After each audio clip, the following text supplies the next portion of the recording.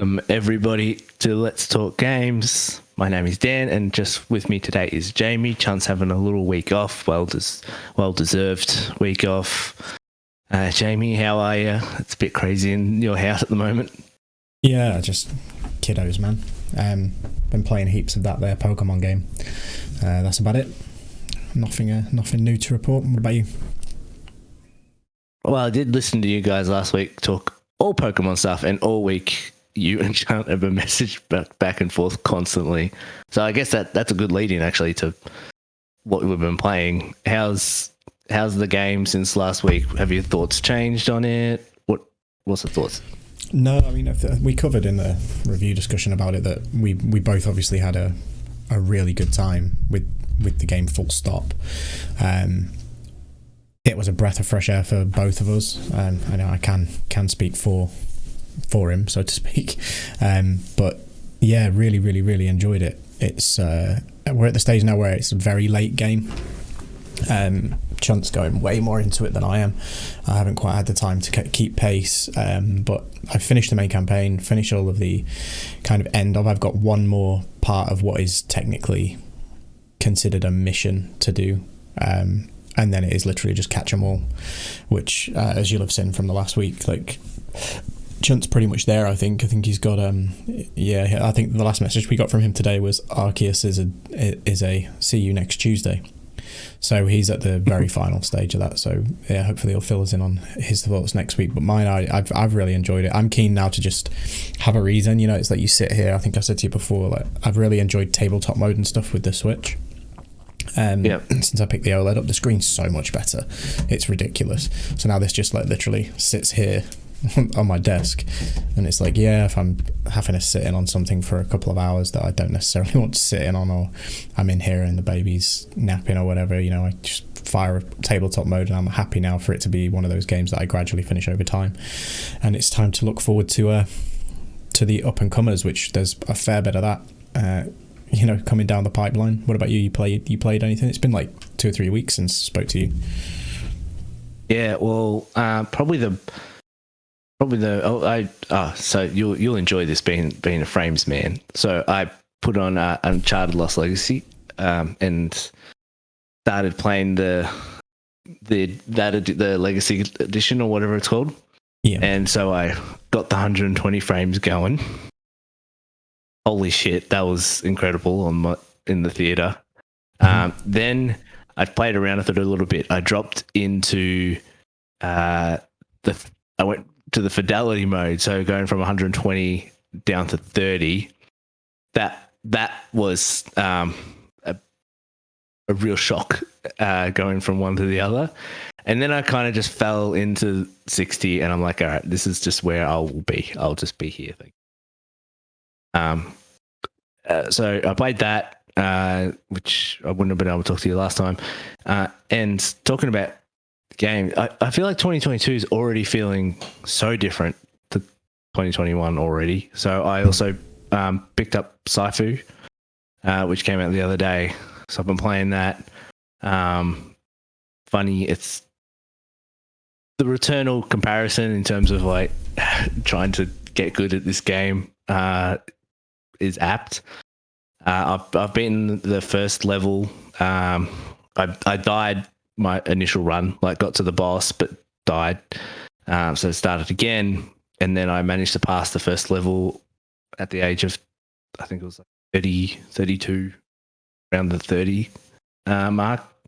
So I was happy with that, and then I got into the second level. I didn't quite reach the boss, and then I haven't played much since. But it is absolutely a game that is just playing to get better constantly. Yeah. So to give me some context, then you say like reaching a certain age, because I've seen some coverage of like, you know, the difficulty stuff and the fact that you obviously are like, you know, John Wick Kung Fu master. Like, but what's the age thing about? Like, does each level take place in a certain period of the main character's life? Is that how it's structured? No, so I think there's probably five levels in total. So the whole idea is you go into the first level and you just got to get from the start to the boss at the end of the level, and you got to go through guys to get there.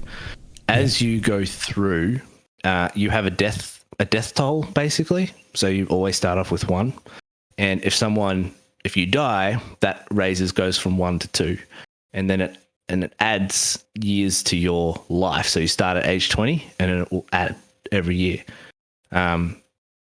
Through beating guys up, you can bring that death counter down. So if you do die again, it's not as bad. Like rather than dying and adding 4 years to your life, you might only add 1 or 2. So the idea is to try and keep your age as low as possible, because once you finish the first level, you carry that age on to the second level. Right. So I finished at age 30. So every time I go back to the second level, I have to start at age 30, unless I go back to the first level, try and beat it so I'm not as old, and give myself more chances later on to finish the levels. Makes sense. There is a lot about the combat that is not very well explained about it. I only learnt today about, and I wasn't even looking into it, it just came up on like a podcast or something, about certain guys that glow orange, and the game doesn't explain what that means, like at all. But it's a cool combat. I'm just trying to get used to it. But I also think it's probably been a bit overrated at the moment. But I'll probably say it can be a great game right now for me. It's a good game, but if I get better at it, I think I can get a lot of enjoyment out of it. But I just got to learn the game.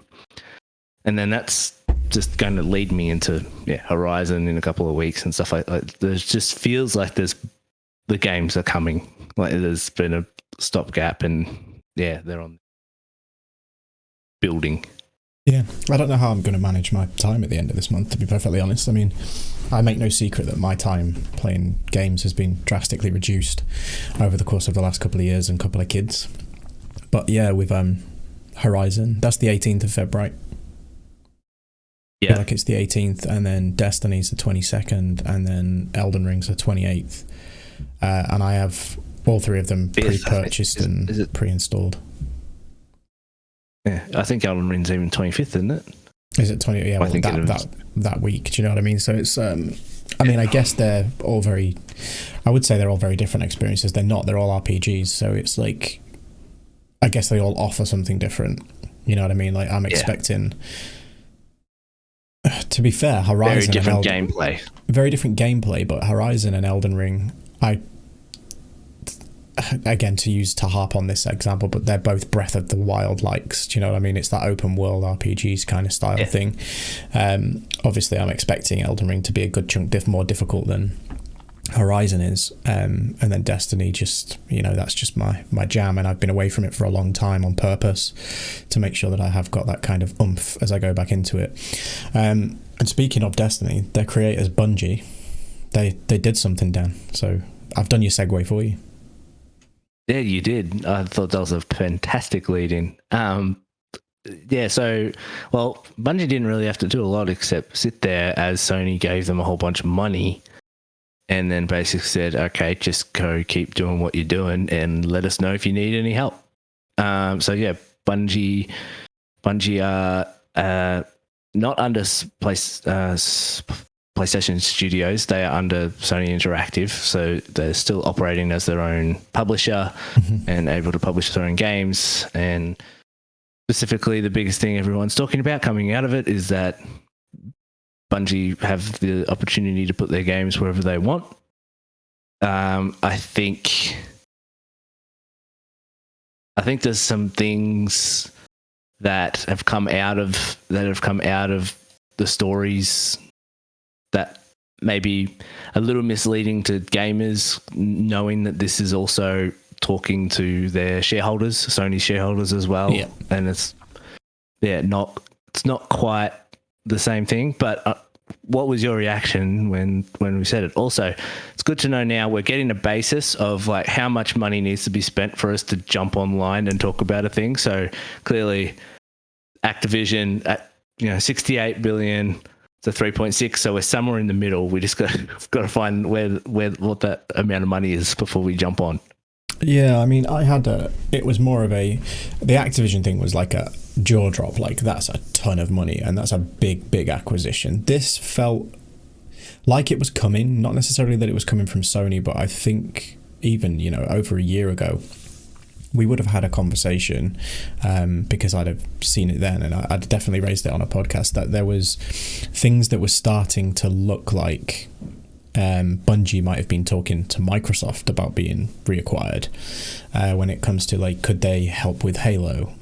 Could Microsoft offer the Slipspace engine in return to kind of help Bungie with Destiny? And it's like, could they modernize that? And these conversations, and Phil Spencer's very fond of Destiny. He's always been very fond of Destiny. He's a player of the game, and he makes no secret that he really likes the people at Bungie. So if anything, the shock here is that it's Sony that have purchased them and not Microsoft.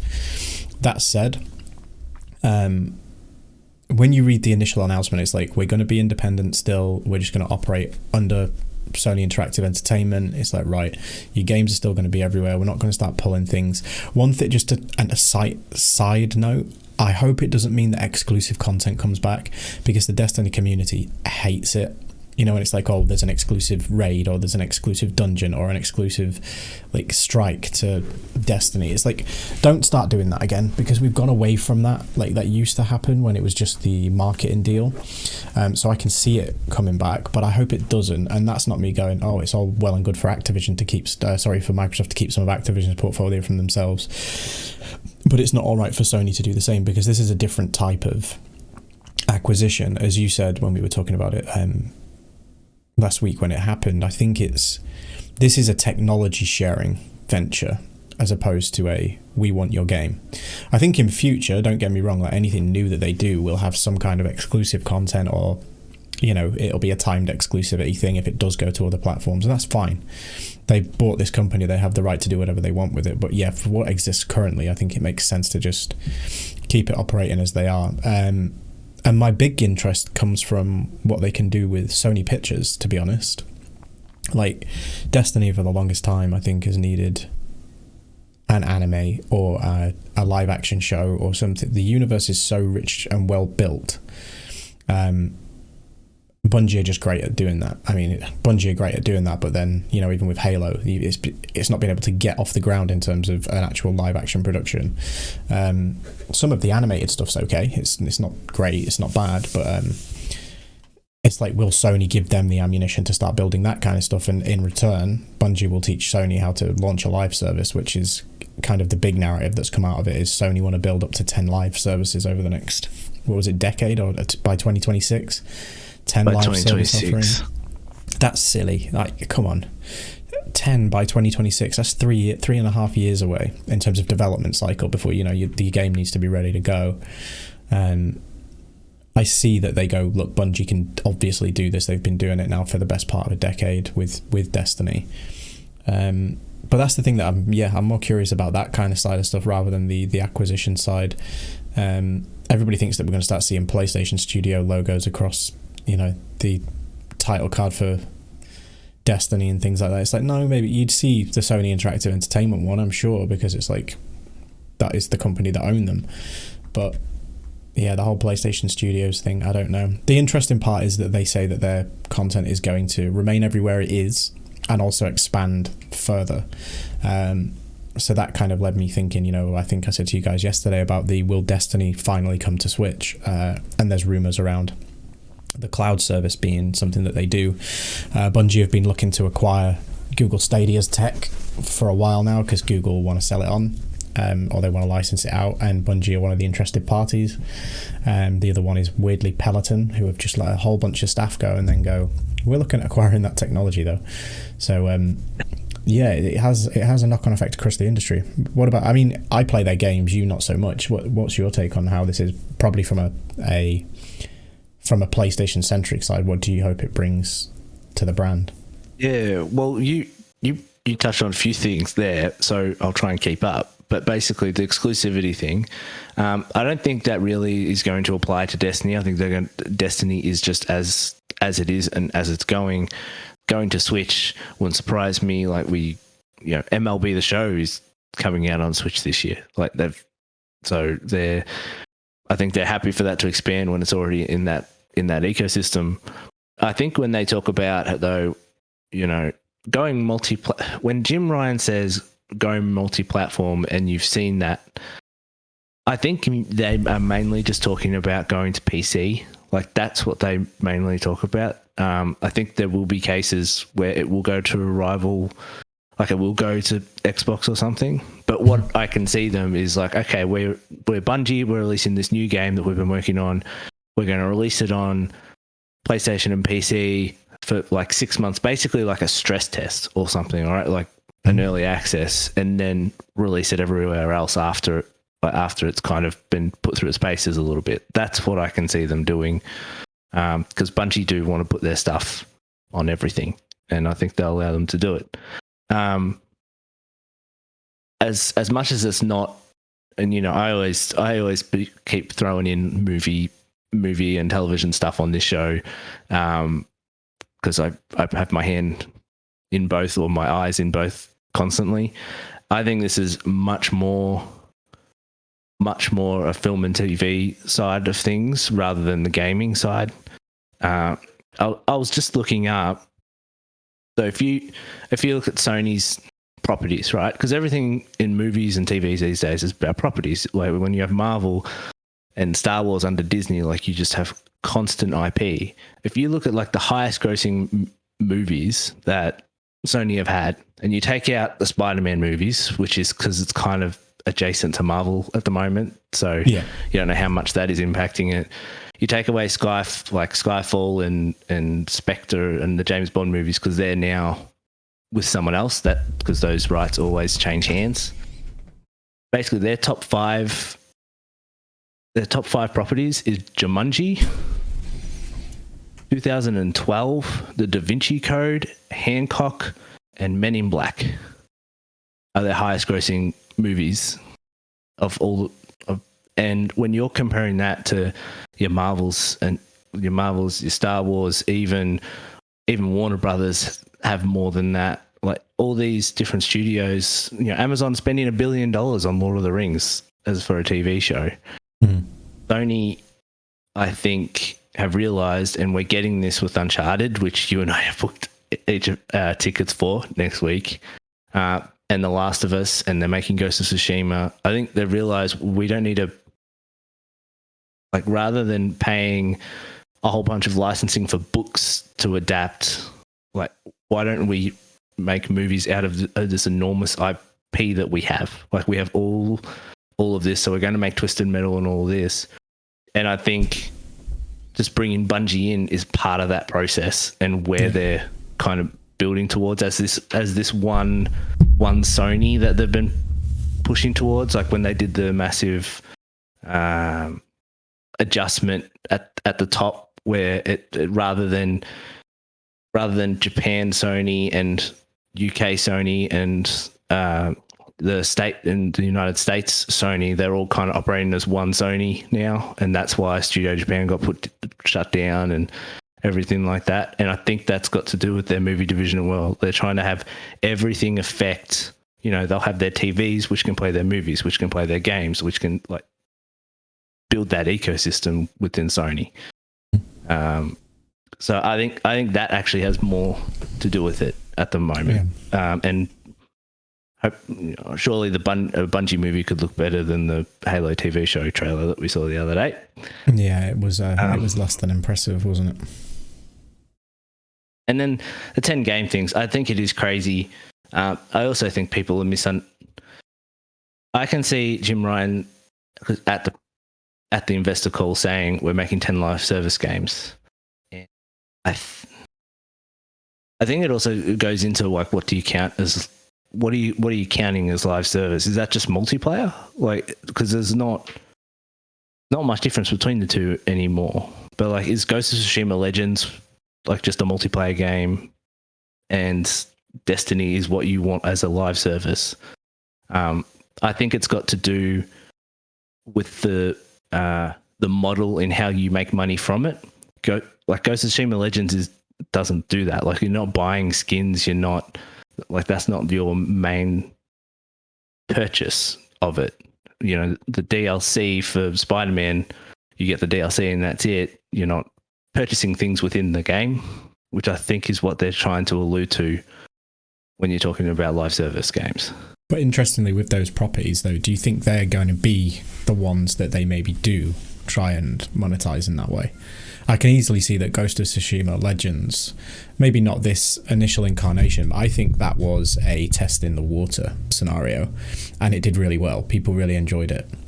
I know you and I haven't actually played through it yet, but I haven't actually finished the game yet, but I do still really want to. It really intrigues me. It's got the RPG elements that I like. There's a raid at the end of it, all this kind of stuff, and it's like, right, this seems like really on my street. But in terms of the reception and how well it did, that to me indicates that we know Sucker Punch are working on a sequel. That's been confirmed, right? Or as near as confirmed that they would be continuing with Ghost of Tsushima. And if they do, you have to feel that Legends will become a live service.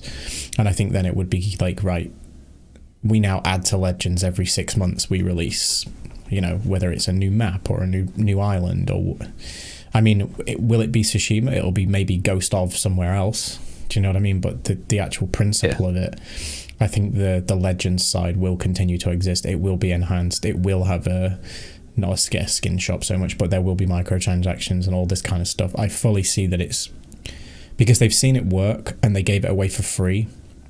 They've got the goodwill with players to go, that was free and I actually really liked it. So I'm all in for a full experience like that. And yeah, I'm willing to pay a $40-50 entry and then, spend, whether they go the season pass route a la Destiny. I mean, I think Bungie will give them insights on that type of stuff.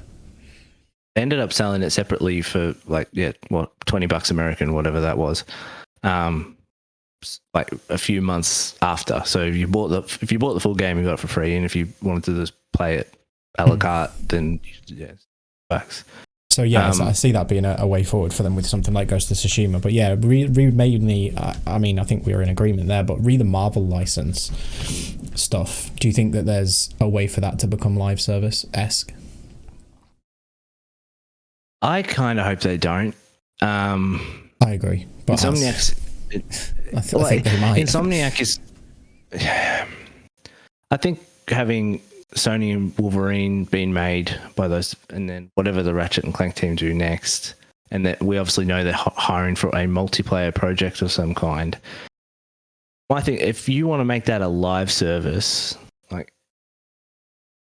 How do you make that? Like, is everyone just a Spider-Man swinging around? Like, I don't understand the gameplay hook. Like, I don't see them making that. Then maybe if it's another Marvel property, who knows? Mm-hmm. But Insomniac also want to make their own games. One thing I'll point out though is I think they've at least taken notice of what not to do in terms of that space, in that multiplayer and live service space. Like, you think of Avengers or you think of Anthem, like these games that have extraordinarily failed for each of those publishers. The one thing they did is they took studios that were their bread and butter and try and make games that they weren't in the realm of. And from the looks of what they're doing, they're not putting the team that made Spider-Man, they're letting them make Spider-Man 2 and then bringing in more people to make a multiplayer project. Yeah, it's not like they're deviating the resource. They're growing. Yeah, they're not going to move the team making God of War onto another live service game. Or like the people making Horizon are obviously making Horizon 2. So I think they're doing the right thing by essentially going out to second parties, and we've heard all about them, like the Deviation Studios and Jade Raymond's Haven Studio. Like, they're just going out and saying, you guys make it, we'll pay for it, and we'll probably own the IP at the end of the day anyway. But they've just gone out to these different studios that have been created and said, you guys make it for us. And now with Bungie as part of that is going to help them with that process. Yeah. It is interesting to see which way it'll shape. I mean, I know that they're going to take learnings from Bungie for the remainder of their portfolio. And I think they'll grow Bungie. Bungie themselves put out a roadmap last year for their company growth. and the areas that they wanted to grow into. I don't know if you remember, we did definitely have a convo about it when it was like they were going to invest and how a certain amount built, of money. like they got a new building and they like hired up like that's right, huge amount of staff and everything. Yeah, the expansion plan was for a whole heap of staff and different mediums. So like we're crossing into different mediums. We're growing by X amount by, I think, was it by 2025 or 26 that they had this ludicrous number in mind. And they made a comment about wanting to have multiple franchises by 2025, like handling multiple. Well, there's been something in the works since, I think, 2015, 2016, in terms of kind of concept to move forward. I can't remember what the code name for it was. They got a bunch of money thrown at them by, was it NetEase or someone? Yeah. That basically gave them a couple of billion, I think, to basically a couple of hundred million to go like, this is our investment in this project, and this is what we want to do with it. But nobody's got any clue what it is. There's rumors that it's kind of a standalone multiplayer experience, but they're obviously wanting to grow. I think Sony will invest in them in that way. And when they do, I'm sure it'll be a roaring success. Like, Destiny got off to a slow footing, but it's turned itself into the second biggest MMO of all time. Think about that. Like, that's crazy. There are 38 million registered players for that game, and it still pulls in between 700,000 and sort of 1.2 million active players a day. Like, that's way more than WoW at the moment. Like, and it's obviously the highest, the most registered players, the biggest MMO of all time. So interesting to see what learnings they do give them, and we'll see what they do going forward. It also just it does feel a little desperate on Sony's end. Like a tiny bit. But at the same time, this deal's been in place. It's been in place for a long time. People are saying that it's max of desperation, and it's like, is it a retort to the Activision acquisition? The conversations would have started long ago. Yeah, long ago, and I just don't see how necessary. It's not a like for like reaction. If anything, it's more closer to the Bethesda one than the Activision one. If you were going to go down that route, but Sony definitely has a plan. And we're seeing some of it, but I don't think we've seen the whole picture yet. No, and I think they've said as much. They've got an acquisition plan going forward, and this isn't the last one. So that probably leads nicely into, and I'm completely taking your hosting duties away from you, but that probably segues us nicely into talking about the wider industry consolidation going on at the moment, because it's a hot topic at the minute in terms of, is it a good thing, is it a bad thing? Like, all of these acquisitions, these mergers, like, all it does is basically condense the talent within the industry into a few companies. I'll let you take the run on this. Where do you sit with the industry consolidation? I don't feel good about it. I don't think it's doom and gloom, but like, obviously talent will filter out of companies all the time, and like the whole point of all these studios that Sony have been working with, the Deviation, Haven, all them, are because they are all talent that have gone from Stadia being shut down, or people leaving Treyarch and Infinity Ward because they got sick of making Call of Duty all the time. So talent will always go off and create that. My worry is, like, I don't care about Microsoft necessarily buying studios and whatnot. Like, that's what they're all doing, and they're trying to make games. My worry is buying up publishers. Like, buying publishers is kind of where I'm a little bit iffy on it. And even Destiny, I'm a little, and Bungie, I'm a little bit that way. But right now, they're not taking anything away from anyone right now, because it's just Destiny. I don't mind buying up studios. Like, that's part of it. Especially if they have worked. Sony are constantly just picking up people that they've worked with. But buying up publishers is where I get a bit worried. Like if you buy up Capcom and Square Enix and all that, what becomes left? Because publishers take a long time to build, studios not so much. But I don't know how you see it. Yeah, it's similar. I'm not against it. Like you said, when it comes to the studio side of things, like we know that Microsoft needed first party studios, right? And they've invested in good ones. They've invested in diverse studios. Do you know what I mean? It's not like they're all coming in to just make shooters, which, you know, Xbox was known as the shooter box for the longest time. So they've been clever with that type of stuff. The publisher side, yeah, like, don't get me wrong, I think with Activision, I'd rather see them under Phil Spencer than continue under Bobby Kotick. And genuinely, just for the talent and the size of that business, I think it's good. I think it's only going to be good for the industry. There is an argument on the other side of it, though. You know, as you say, like the more of these publishers and things that get kind of suckered up, or people are complaining about the amount of studios that are being absorbed by the platform holders. There is this thing whereby I tagged you and Chunt in the tweet the other day. It's like, industry consolidation is happening, but look at all of these indie studios that have sprung up this year. And it's like, is it just becoming a bit cyclical where it's like, all right, so all this talent is going in-house at Sony, Microsoft, and even Nintendo have said that they're looking to make acquisitions in terms of studios to help bolster their portfolio and build more games. So it's like, as these tried and tested companies and veterans get absorbed by the platform holders, in their place, there are spring-up studios from people at BioWare, at EA, at Ubisoft, all starting their own studios and all being independent. And don't get me wrong, 4 years from now, 5 years from now, one of them might make a couple of really great games and Sony will turn around and go, we want to acquire you. But do you know what I mean? Like you said, the talent is always leaving, and it's when you get the actual creativity behind that talent, the leaders behind that talent that go, fuck this, we're going to go start our own thing. And it kind of becomes cyclical in that way. So therefore, is it kind of a moot point in terms of the consolidation being good or bad? Is it just cyclical? Is this how we are now moving us into the industry going forward? And I think there's something to be said for that this is just now what the future of this industry looks like, because it's all about the content. I think we've hit a place now.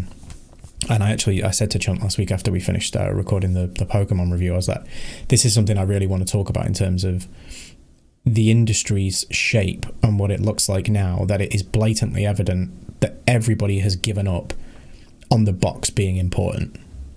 I think Sony's acquisition of Bungie and the fact that they're willing to let it stay multi-plat, even though it's Destiny and everything else will continue to come to other places, I think that is Jim Ryan finally holding his hands up and going, this isn't about console exclusives anymore. This isn't about the box.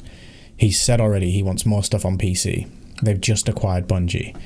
It's like, we want our games to have a wider audience than the people that buy our box. And Phil Spencer realised that in 2014, and they've been stepping to it ever since. And it's like, right, Sony are finally going, right, the penny's dropped, we've got to do this, otherwise we're going to get completely obliterated or acquired ourselves. So it's like they're realizing it. It's because, like, you know, they all run off evidence, right? And I think, you know, the first Horizon going to PC and making a 250% return on the investment kind of probably wakes them up and go, oh, this can actually be good. Or God of War, I think it was the amount of concurrent players. Yeah, and as many concurrent players as most live service games or whatnot. So yeah. I think it's just building evidence, and they're being selective, which I think is the right thing to do at this point. But yeah, I still think Sony's in love with the box. I don't. It'll be interesting to see if they ever have their own like launcher on PC or something like that. But I don't think they're at that place yet where they want to do that. They've got to work out backwards compatibility and shit like that before they even think about doing that. Yeah, they've got is it Nixus, however you pronounce their name, that kind of are doing their PC ports, and it's like you're not at a stage of building your own launcher, etc. But don't get me wrong, by like 2 or 3 years from now, I fully see it. I absolutely do. And it's like, we have our own launcher on PC, and I'll tell you what they need to do, and they won't do it because this is where they're less consumer friendly still in their approach, is it needs to be the play, not the play any, yeah, they called it Play Anywhere Microsoft, didn't it? When it's like, look, if you buy it on PlayStation, you can also play it on PC, because you've got people like me. And don't get me wrong, it's the minority. It is not by any stretch of the imagination the majority of players. But say, like, I bought God of War on PlayStation 4. Okay, I've got a PlayStation 5 to play it on, but my PC could run that comfortably at like 120 frames a second, and it'd be super cool if I could do that. But I'm not going to spend $39.99 on having that experience when I've got it downstairs. Do you know what I mean? It's like, it's one of those things where it is, if it was free and included with my original purchase via a Play Anywhere type thing, yeah, you'd get it's just more people spending time in your content more often, and the wider you cast your net, the more places that you're available to do that, then the better it is for everybody. So I think a few years from now they will, but it will take. So what will this be? Uncharted is coming to PC in a month or two, isn't it? I know the legacy things coming soon. Yeah. God of War just came out. Horizon, as you said, was kind of the test case. It did really well. Days Gone is available on PC, isn't it? I feel like that's in the Epic Store as well. Death Stranding's there. So you're starting to see that a lot of the PS4 IP is now available. Spider-Man is probably the last remaining big one. And I expect that we probably see that soon. Maybe as the second game is preparing to come out, a bit similar to what they did with Horizon, like a year before we were due to see the second game on PlayStation. It's like, right, we'll get this put out on PC. And similar with God of War, it came out, was it January? January, wasn't it? It's recent. Yeah.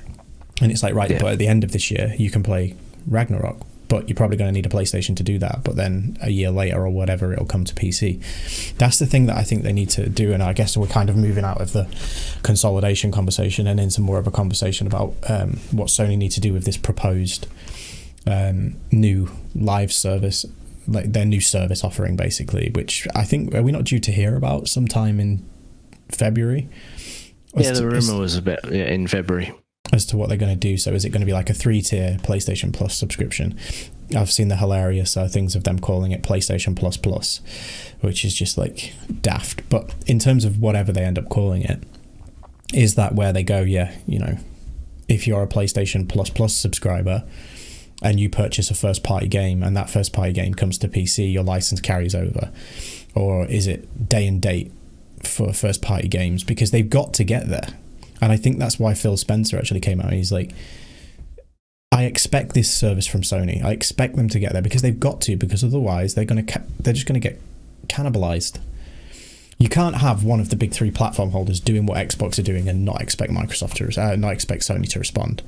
I think they're reluctant to because of the initial investment and the loss of money. They're going to lose profit, right? If they start going, we're not charging $70 for games anymore. Here's your... I could see them being more expensive, $20 a month subscription, and you get all of the first party games, you get some back compat emulation stuff, and you get that, is it called the PlayStation Plus collection at the minute? And it's like, that'll have games cycled, that'll have games cycled in and out of it from the PS4 library for the foreseeable future. And will it? Because the collection has not changed since they launched. No, that's what I mean. So they go, if look, this new offering, whatever it might be, do games then cycle in and out of that? Is that a selection of PS3 or PS2 classics that kind of come in and out a la Game Pass, and then you get the day and date titles from the PlayStation studios? And do they charge $20-25 a month for that? It's not going to happen, but it's what should happen. Do you know what I mean? Like, that's their way to take control of some more of the narrative, that because I feel like they've been on the back foot for a while now. Not obviously in terms of their profits, like they're doing great. Do you know what I mean? If you're looking at their bottom line and how well PlayStation's performing, you go, we don't need to change anything. But that's the dangerous side of PlayStation that existed in the PlayStation 2 era that led to the PlayStation 3. Do you know what I mean? And it's they don't want to have to course correct. They just need, I think whatever it is, essentially they need to just be in some place between like Nintendo here and Xbox way over here. They can't do a Game Pass. They're just not able to. You know, Xbox for Microsoft is like the sixth division that they think about. You know, like there's so many other things that they think about. I think the reason why Sony is doing that whole like one Sony is because gaming is their highest revenue movies have their highest potential, but they just have nothing, and that's why they're trying to build everything up at the same time. So, like trying to raising tide raises all boats type thing, and that's what they need to do. But when Game Pass is on the other end, and a lot of the stuff Microsoft is doing, like getting Activision and that, the thing with that is the biggest thing of that is Call of Duty in terms of on Sony's side. But we're not going to see the ramifications of that for another 3 or 4 years. So you better bloody hope. And I think they may have seen the writing on the wall, but like there is I think London studio and Deviation Games, like a lot of these studios that are getting to make games for them are first-person shooters, and there's no doubt as to why that is. If Microsoft had gotten Bungie themselves, they would have had like every first-person shooter you could ever want to play on that platform, as well as every Western RPG maker under the sun. Exactly. So I think, as I said, we're gonna have hopefully do a video in the next couple of weeks where we just joke around about who buys what publisher and everything. But to go back to that consolidation, Sony will buy studios. I can't see them buying publishers, and I think mainly it's because they just want to keep getting games out. While Game Pass is going to be everyone's favorite thing, in a couple of weeks when Horizon's reviews and shit come out, like everyone will be talking about those games. Just as much as I think what Halo did, because like Halo was a large talking point, as well as Forza, like 1-2 punch in November. But then the game, while it was very good, it also didn't click for a lot of people in the end. And we know why that's the case. Like, that's not necessarily Xbox's fault. It's the management of that studio and that. But like every time there's a Sony first party game coming out, it's going to be like, holy shit, like this is the thing to play. Yeah. And they have that in their back pocket for at least a few years. Yeah, totally. And just on the Halo thing, they're completely mismanaging that game. It's in trouble. Like it's looking quite concerning in terms of their player base drop off and everything where Halo's concerned. But no, it's it'll be interesting to see kind of where it goes. I mean, I've got a few minutes left before the end of my lunch break. You're the wrong person to talk to about this. I think I kind of need Chunt here, but there's a Nintendo Direct happening today as well. Anything that you want? Give me a wish list. I was going to say, because like you probably don't care from Tuesday as to what comes out at this thing, but I obviously hope that we see more Legend of Zelda for a start. I don't think we will, because they said that this is going to focus on stuff coming out first half of 2022. Is that the year we're in? Jesus Christ. Yeah. So first half of 2022 is what they're focusing on. So I expect to see like Splatoon, probably Bayonetta. Bayonetta was going to be my bet. Yeah. Have they released 1 and 2 remastered yet? Yeah. They're on the Switch. Yeah. So I expect to see that. Yeah. 3. Splatoon 3. I think that's a summer game. The first 2 games came out like summertime. It's a good window for them, so I expect that. I think in absence of Zelda, in terms of Breath of the Wild sequel, I think we maybe get the last 2 HD remasters come from Wii U ports, whether they're a collection or whether they're individually sold for 60 a pop. It's Nintendo. I mean, I wouldn't be surprised by either, to be perfectly honest. We'll see more of Kirby's game that's coming out soon. Chunk keeps banging on about it being the first Kirby game he's ever going to play.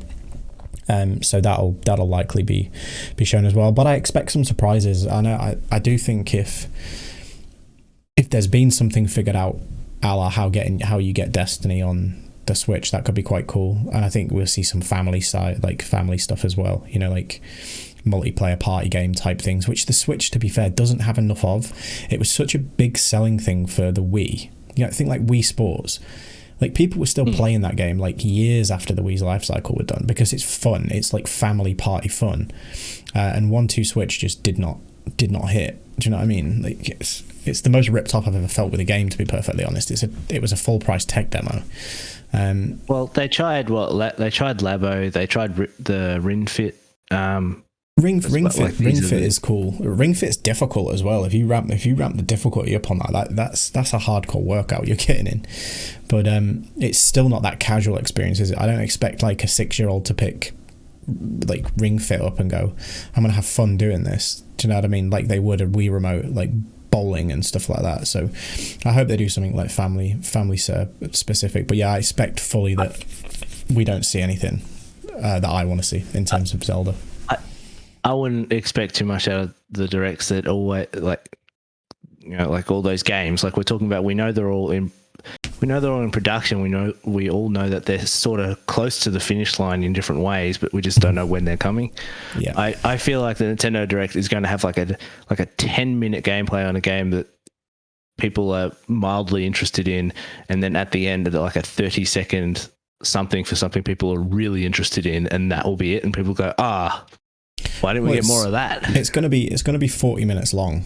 Nintendo said it's going to be a 40-minute presentation of everything to expect the first half of this year. So it's a fairly substantial direct. It's longer than the usual ones, which does indicate to me you're exactly right. I think we see a deep dive on something, but that deep dive, in my eyes, is having seen what Nintendo have done recently with recent directs and showcases and stuff. It will be the Kirby game. Do you know what I mean? It's like that's their big upcoming thing, so that makes sense that that's what they focus on. I don't see a 10-minute deep dive on the new Zelda unless that game is coming out first half of this year. But I don't. No way. You say no way, but this is Nintendo. They could be like, and it's out next month. Like they won't do that because of their pipeline of projects. But there's nothing to say that it doesn't hit the anniversary. The last time we heard from them was that we're aiming to get it done by 2022, like end of 2022. So when you're aiming for that, it felt a long way off at the time. And I can see them just saying, you know what, we'll just release it in February next year, same time that we did the first one in 2017. Like I can just see them just doing that and be like, what is the rush right now? We just passed 103 million Switches out there, and in 5 years, it's going to take over the PS4 in no time. So like, what's the hurry about talking about it? They can just in January next year do a direct and be like, hey, the Breath of the Wild next year, next month, whatever. Yeah, really interesting to see which way they go with that.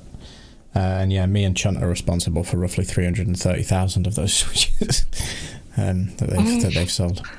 Yeah, I am out of time, Don. So you can take us home. All right, well, thank you everyone for joining us. This has been a lovely conversation with you, Jamie. We haven't done one of these two-handers in a little while, so this was fun, and we hope to have Chunt back in a couple of weeks. And thanks for joining us on episode, I think 83 or something like that. And we'll see you again in a couple of weeks. Yeah, and next time we speak, me and you will probably be playing Horizon, or we've at least started it. Yeah, definitely. So Horizon impressions on the next podcast. Exactly. And Uncharted movie. Oh yeah, true. I'm fully expecting that that's going to be shambolic, but I'm going to see it in 4DX, so at least I get like to smell it at the same time as watching it. Smell that sweat. Fuck yeah. See you later. See ya.